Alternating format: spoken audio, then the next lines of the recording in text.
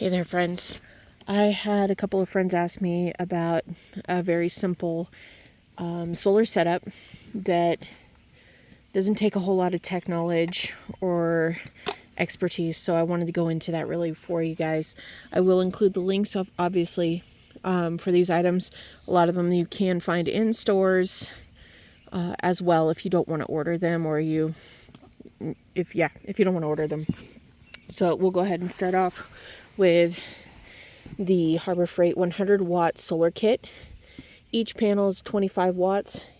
Altogether it'll put together 100 watts. In the kit, which is really nice actually, it's pretty affordable. It's under $200 for the entire kit. What you're getting in the kit is the panels, connector cables, a charge controller. Charge controller is really important. This will help you keep your battery from overcharging. You get some really handy dandy light bulbs, as well as basically all the cables that you need. So you basically need one of these and a deep cycle battery. This one I don't think is actually a deep cycle. However,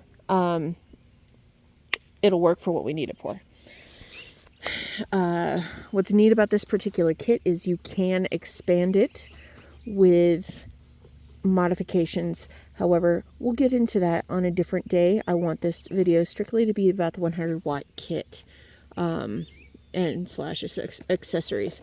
So if you're going for the simplest kit, this is the way to go. All of these things are connected. Here we are.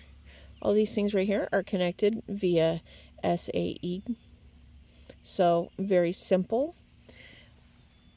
The things that you are going to need for setting this up is when you pull the box out, because you're going to have a lot of accessories. Now, if you're setting this up at home, you're not doing a whole lot of traveling, they actually come with accessories to be able to line them up. As you can see, my dog over here is eating the cardboard that these came in, so don't let your dog do that if you have the opportunity to not do that. She's not really eating it, she's shredding it. So they do come with accessories to connect all four panels together in order for you to be able to just connect them and having them one bold, big 100 watt panels standing together. If you are planning on traveling with these, it's almost a better idea just to keep them separate. They come with a really nice A-frame style stand, which is pretty cool. And so we have that part. I have these cords because I actually had this connected set up, but I do have some friends who were asking how this setup works. What you're going to do is obviously, you have your panels. Do not have them facing the sun unless they are already plugged in. So, first things first, your charge controller. You're going to get a cord that... Oh, come on. I just pulled these cords together because I don't necessarily use all of the items distinctively. So you're going to get a cord with these clamps, and then there are going to be open wires right here. What you're going to do is right here it says to the battery. So these are going to clip to the battery. Make sure you put the positive with the positive. So you unscrew this, and there's going to be these ports right here.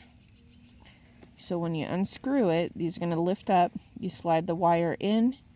You screw it down as tight as you can, making sure and push this in as tight as you can to make sure the wires are flat, or basically flattened and connecting to the bases with the negative. You always want to do your charge controller first to the battery, because if you plug in your charge controller, your panels to the charge controller before the charge controller is connected to the battery and your say for example your panels are already set up in the sun, it has the opportunity to overcharge the charge controller, and then you're down at charge controller, and their replacement's like $70. So obviously negative goes negative, positive goes positive. Angle that differently right here.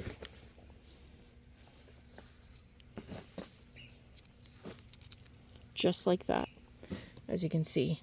Now what's really neat is some of the other cables they have, because they made this really, okay, so as you can see, this is powered on. You got 11.9 volts, and you can see it's not even vibrating or anything like that. So as you can see, battery's kind of low on energy. So we'll go ahead. Now you have this cable. Oh, let's get this mess out of here. Also, eventually you might want to mount this on something, so that way this cord doesn't get bent around too much.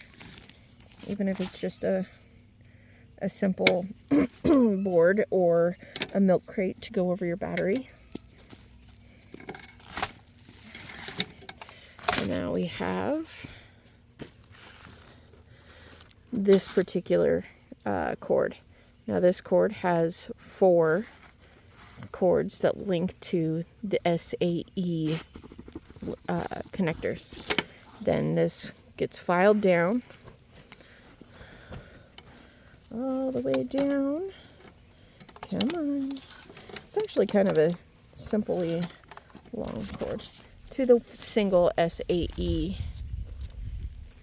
cord right here. Now, once you do that, you find those connected to this cord right here.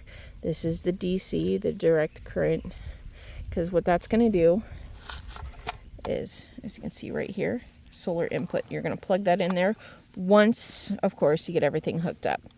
But I'm just showing you right now, that's what that plugs into. So it's an important cord to have for this simple system. I'm going to go ahead and get these connected so I can show you guys. So I'm going to pause it really quick. And here we are now. I have all 4 panels plugged in. So I'm just going ahead and show you. Now it reads 12.9 volts. As you can see, it's pointing to the solar panel being plugged in and having the battery. And now you can use a load. And what a load does is it helps keep the battery from overcharging as well. And you usually can do it directly from the charge controller. What's really neat is right here. So they have these loads right here. You can also do a load from here as well. We won't get into that just yet. I don't know if you can see it. There's your light. So, and it comes with 2 lights, which is really cool. So if you're doing this, for example, if you're camping, this is actually a really decent setup because you have 2 lights to put in your canopy or whatnot. So we'll put that there. You also have 2 USB cables, and I'll show you what I tend to do, because this is actually going to be for what I call my cool room, for when I'm working events or just playing at the events that I tend to go to. A lot of you guys who know me from my cooking channel know that I go to events and I like to make sure everybody's cool. And so I go ahead and plug this USB there. And as you can see, I have the overhead ceiling fan. And it helps cool off my 10x10. So we have that. We'll go ahead and follow the cord that has the DC plug going direct into the solar panels. This is the 4-way, so 1, 2, 3, 4. Going, going, going, going. This is actually a pretty neat, a decent distance. All 4 panels set up separately. This is going to be a travel setup. I do have a stationary setup that they're all connected. I just don't have access to them right at the second. So, great thing to do But then you're going to go, hey, what if I want to power something that's requires an AC plug? I do recommend these. These are fantastic. This is probably, like I said, this is my simplest system of all time. So you can get these at Walmart in the automotive section. What's nice about this is called a power inverter. So I'll turn that off really quick. As you can see, you get 2 AC ports, 2 USB ports, and the on switch to this. So we'll go ahead and hook this up. The reason why I recommend this, especially for a beginner kit, I don't know if you can see that right there, that has fuses already in it, which means that you're not going to blow stuff out. So we'll start with, where'd the negative go? Go ahead and connect the negative. This is the tricky part, is trying to get them connected like this on these. If I gotta find my nuts, they disappeared. But usually I can just clamp these onto the nuts to that post, but that didn't work. Oh, by the way, you get a little bit of a spark. But when you connect the positive, and there's like a full line, everything's connected to power. So then we turn it on, get a nice beep. This is going to be flashy, but, and I don't know if you can see that it is at full strength. Then you can run something. So I happen to have, let's see if we can get this really quick. I happen to have AC port right here. And then follow that up. This is a small evaporative cooler that's supposed to run for, supposed to be able to cool 100 square feet. It's nice, it's portable, like very small portable. I have another one that does 100 square feet for sure, and it's much bigger, but it does a great job. So that's those. I have this out because I was going to make a separate video, but I need the other charge controller. But what's cool is if you want to buy this at Harbor Freight as well, this has an extension cord, so you could actually connect that to your single, or to your 4-way that goes into one, and extend those out a lot further should you need to. So if you're camping and you're under trees, but you want to have a little bit of a little bit of extra electricity, you can do the extension cable and take it out a little bit further so that you have that set up. But I will include links for all that stuff. I have every intention to discuss some other really cool things when it comes to this Harbor Freight set. This particular setup, what's cool is you can expand this to up to 400 watts. So 3 more of these kits, or a different type of kit that I will be bringing out and posting as well, just to kind of give you guys an idea of how versatile this can be. So if this is your first solar kit, this is probably my biggest recommendation. It's one of the easiest ones to do. And before I forget, make sure, so this is a 12 watt system, or a 12 volt system. So make sure that your battery is a 12 volt battery, not a 24 volt battery. I think that's all I have for you guys right now.